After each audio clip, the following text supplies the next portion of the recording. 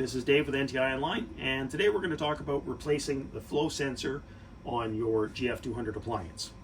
So this is a spare flow sensor we've taken out of the packaging.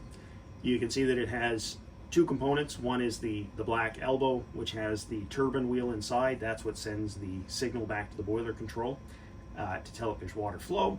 And the blue part here is the temperature sensor that the unit uses to read the incoming water temperature. So in order to replace this, you're going to want to power down your appliance using the power button on the front here. Wait for that to shut down. You will have to drain this, so that's going to vary based on your system. Hopefully somebody's installed drain valves down low on the cold water and the hot water. So you're going to shut off the cold water feed, you're going to open up your hot water and drain as much as you can. Use a shop vac, it will often help.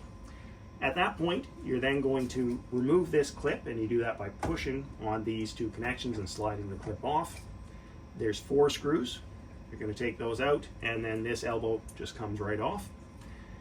You're going to then install the new one, but before you do that, there is an O-ring that sits inside here, and it's important that you find that O-ring and put it on the little stub of pipe that sticks out here before you install the elbow.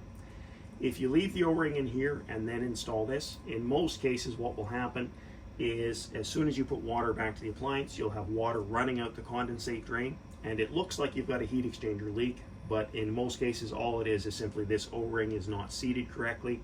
So you'll want to remove this again and seat the O-ring properly. If needed, I generally haven't seen this as a problem, but if needed, use a silicone or synthetic grease to lubricate the O-ring just to make it slippery and slide on nicely. It also helps seal it up, and that's how you replace a flow sensor on your GF200. If you have any questions, give us a call at tech support at 800-688-2575. Thanks for watching the video today. If you'd like to check out more videos, see the link below. Don't forget to like, share, and subscribe to our channel for all the future updates, and also check us out on Facebook, LinkedIn, and Instagram.